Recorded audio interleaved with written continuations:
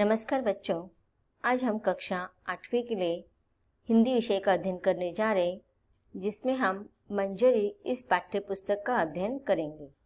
मंजरी इस पाठ्य पुस्तक का पाठ क्रमांक पहला आज हम पढ़ेंगे, जिसका शीर्षक है वीणा वादिनी वरदे। वीणा वादिनी वरदे इस पाठ का यह सेशन क्रमांक पहला है। यह एक प्रार्थना है। जैसे कि हम सबको पता है, जब हम स्कूल में जाते हैं तो क्लास शुरू होने से पहले हमारे स्कूल में, हमारे पाठशाला में हम प्रार्थना कहते हैं।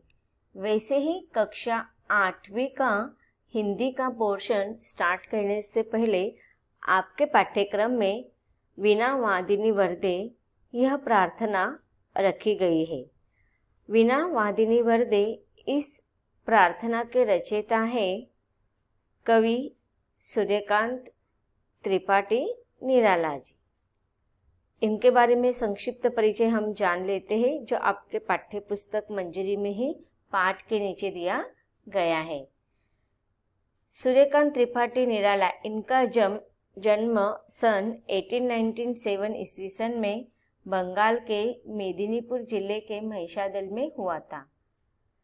इनके पिता उत्तर प्रदेश के उन्नाव जिले के निवासी थे। निराला बहुमुखी प्रतिभा के धनी थे। इन्होंने कविता के अतिरिक्त उपन्यास, कहानी, निबंध, आलोचना और संस्मरण भी लिखे हैं। इनकी काव्य रचनाएं परिमल, गीतिका, अनामिका, तुलसीदास, कुकुरमत्ता, नए पत्ते, आराधना आदि है। अब देखिए, कवि सूर्यकांत त्रिपाठी, इनका वास्तविक नाम अगर आप देखेंगे तो इनका सूर्यकांत त्रिपाठी यह नाम है और निराला यह इनको उपाधि दी गई है। अब निराला यह उपाधि क्यों दी गई है? तो इन्होंने अपने साहित्यिक कृतियों में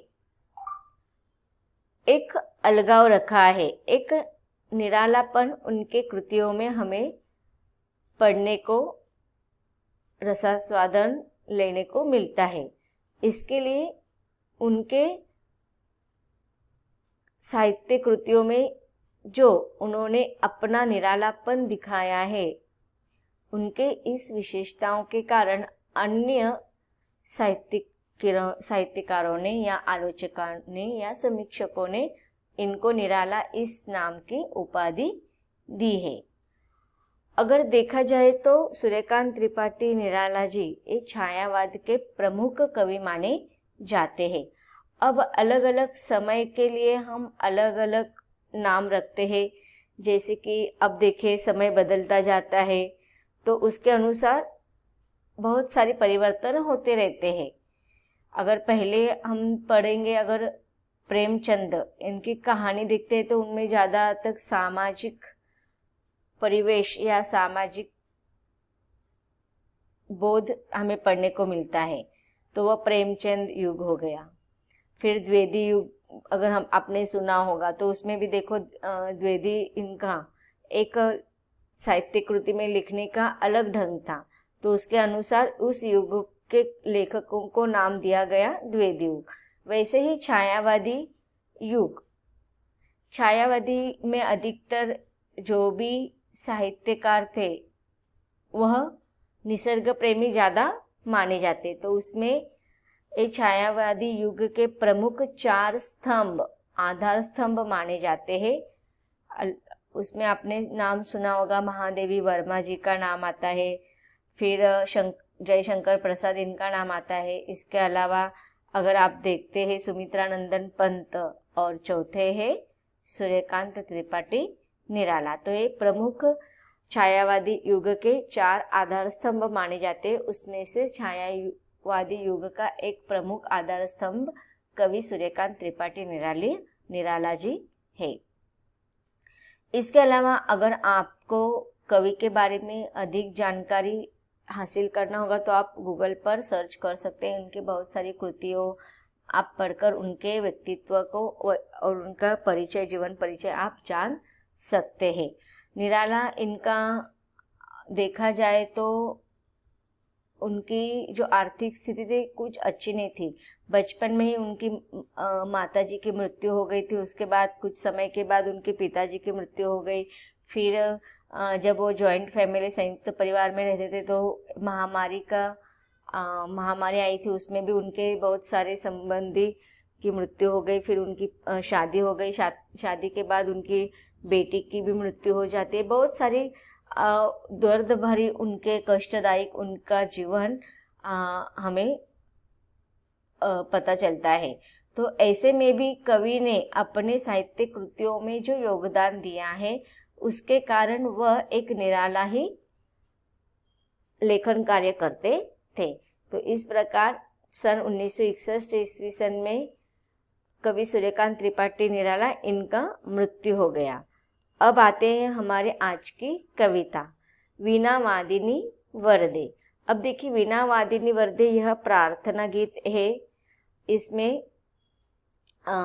कवि सूर्यकांत त्रिपाठी निराला इन्होंने जिस युग में यह कविता लिखी है, उस युग का परिवेश हमें इस कविता के अंदर, भावार्थ हमें इस कविता के अंदर दिखाई देगा कि उस समय हमारा जो देश था वह गुलामगिरी का अनुभव कर रहा था। हमारा देश परतंत्रता में था और स्वतंत्रता के लिए बहुत सारे लोग अपने जीवन का बलिदान कर रहे थे। एक तरफ लोग अपने जीवन का बलिदान दे रहे थे, तो दूसरी तरफ लोग निराश हो गए थे। तो ऐसे समय में कवि सुमित्रानंद पंत इन्होंने सरस्वती माता इनको वरदान मांगते हुए यह एक प्रार्थना गीत लिखा है। देखते हैं इस कविता के शुरुआत में ही आपको इस कविता का सारांश बताया गया है कि प्रस्तुत कविता में कवि ने वीणा पानी सरस्वती की वंदना करते हुए अज्ञानता को दूर करने तथा नव चेतना का प्रकाश फैलाने की कामना की है। अब देखिए, यहाँ पर हमें पता चल रहा है कि कवि ने सरस्वती माता की वंदना की है। अब यहाँ पर सरस्वती माता, सरस्वती के पहले एक वीणा पानी यह शब्द दिया गया है, वीणा पानी। वीणा सरस्वती, आप देखते होंगे जब माता सरस्वती का चित्र आप देखते हैं तो उनके पास उन्होंने एक चीज धारण की हुई है और उसको हम कहते हैं वीणा। तो वीणा पानी, पानी का अर्थ होता है कि धारण करना, या आप देखते होंगे कि हर ईश्वर के पास अपना एक अलग साधन होता है। वो कुछ ना कुछ वस्तुओं को, चीज़ों को धारण किए हुए होते हैं, तब हम उसे कहते हैं पानी। जैसे वीणा पानी, सरस्वती माता ने क्या धारण किया हुआ है? वीणा। इसके लिए संस्कृत वर्ड है वह वीणा पानी। जैसे कि अब अगर आप देखते हैं, जब हम चक्र पानी या डमरूधारी जैसे कहते हैं, या डमरू पानी, डमरूधारी जब हम कहते हैं तो हमारे सामने भगवान श्री शंकर का चित्र सामने आता है। अगर हम चक्र पानी कहते हैं तो ब्रह्मा, शंकर, विष्णु भगवान का चित्र हमारे सामने आता है। वैसे ही वीणा वादिनी सरस्वती या वीणा पानी सरस्वती, तो सरस्वती माता के पास वह वीणा होती है जो ज्ञान का स्वरूप माना जाता है। तो यहाँ पर कवि ने पाठ्यक्रम के शुरुआत में ही माता सरस्वती की वंदना करते हुए अज्ञानता को दूर करने तथा नव चेतना का प्रकाश फैलाने की इच्छा व्यक्त की है। अब देखिए, जब भी हम किसी भी कार्य की शुरुआत करते हैं, जो भी हम नया कुछ करते हैं, तो कार्य की शुरुआत करते समय हम गणपति की आराधना करते हैं, गणेश जी की आराधना करते हैं, या गणेश जी की पूजा करके हम कोई भी नया कार्य शुरुआत करते हैं। वैसे ही आप अभी कक्षा 8वीं में गए हो, अभी आपको ज्ञान ग्रहण करना है। अब देखिए, इसके पहले आप 6ठी कक्षा में थे, 7वीं कक्षा में थे, अब 8वीं कक्षा में है, आगे चलकर आप 9वीं कक्षा में भी जाएंगे। तो अब देखिए, यहाँ पर हर कक्षा की पढ़ाई अलग अलग होती है। 6ठी कक्षा में जो भी आपने पढ़ा है वो 7वीं कक्षा में नहीं है। 7वीं कक्षा खत्म होने के बाद वहाँ की पढ़ाई स्टॉप हो गई, अब 8वीं कक्षा में जा रहे, तो आपकी नई शुरुआत हो रही है। मतलब नव चेतना की शुरुआत हो रही है। तो ऐसे नए कक्षा का ज्ञान ग्रहण करने से पहले हमें भी जिस प्रकार से कार्य के शुरुआत करने से पहले हम गणेश जी की वंदना करते हैं, तो हमें ज्ञान ग्रहण करना है। कक्षा 8वीं में सारे विषयों की ज्ञान ग्रहण करना है और यह ज्ञान ग्रहण करते समय हमें माता सरस्वती की आशीर्वाद की जरूरत होती है। इसलिए इस पाठ्यक्रम में आपको यह कविता रखी गई है और माता सरस्वती की वंदना की गई है और हमारे अंदर जो अज्ञानता है, कवि उस अज्ञानता को दूर करने का प्रार्थना करते हैं और नव चेतना का प्रकाश हमारे जीवन में फैलाने की कामना माता सरस्वती से कर रहे हैं। अब देखते कविताओं की पंक्तियों को। वरदे विना वादिनी वरदे, प्रिय स्वतंत्र रव अमृत मंत्र नव, भारत में भर दे, काठ अंध उर के बंधन स्तर, बहा जननी ज्योतिर्मय निर्झर, कलुष भेद तम हर प्रकाश भर, जगमग जग कर दे, नव गति नव लय ताल छंद नव, नवल कंठ नव जलद मंद्र रव, नव नभ के नव विहंग रुंद को, नव पर नव स्वर दे, वर दे वीणा वादिनी वर दे। तो देखो कविता के शुरुआत के पंक्तियों में हमें कवि कहते हैं कि हे वीणा को धारण करने वाली सरस्वती माता, वीणा वादिनी। वीणा वादिनी किसे कहते हैं हम? माता सरस्वती के लिए वीणा वादिनी यह शब्द का प्रयोग किया जाता है। तो इस प्रकार से वीणा धारण करने वाली, ज्ञानता का स्वरूप होने वाली माता सरस्वती, आप हमें वर दीजिए। वर का अर्थ क्या होता है? वरदान देना।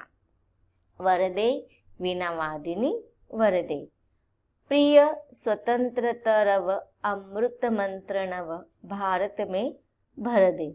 अब देखिए, जैसे कि मैंने काव्यांश के शुरुआत में ही आपको बोला था कि जिस समय कवि सूर्यकांत त्रिपाठी निराला इन्होंने यह कविता लिखी थी, यह प्रार्थना जब उन्होंने लिखी थी, उस समय हमारे भारत देश का जो परिवेश था, भारत देश का जो वातावरण था, वह थोड़ा कलुषित हो चुका था।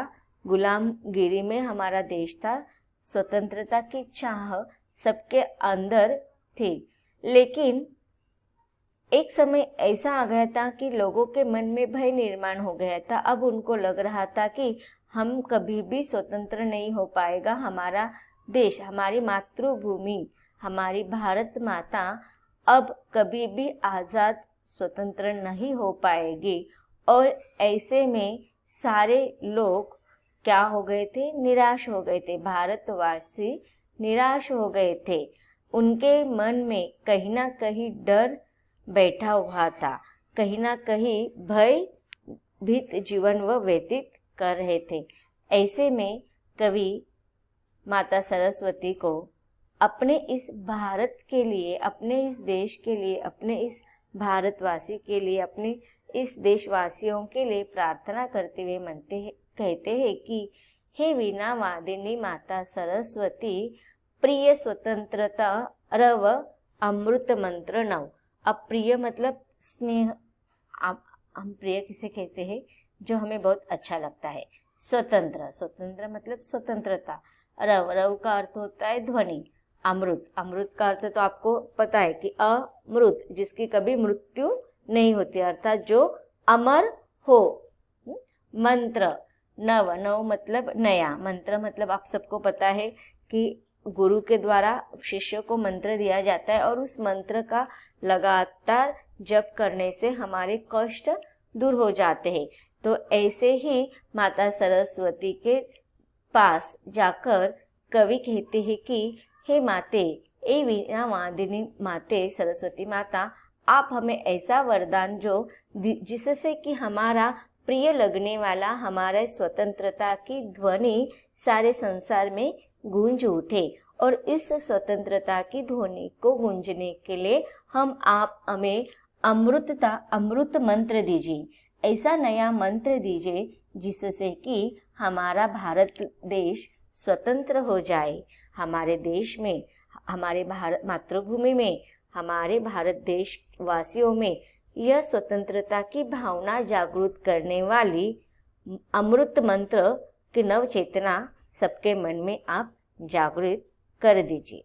तो बच्चों, आज हमने इस कविता के सेशन में क्या पढ़ा, इसमें हमने कवि सूर्यकांत त्रिपाठी निराला इनका संक्षिप्त परिचय जाना और प्रार्थना या कविता के पहले काव्यांश को या पद्यांश को हमने विस्तार से पढ़ा है। इसके आगे के पद्यांश को हम विस्तार से पढ़ेंगे, लेकिन उसका अभ्यास हम कविता के अगले सेशन में करेंगे। धन्यवाद।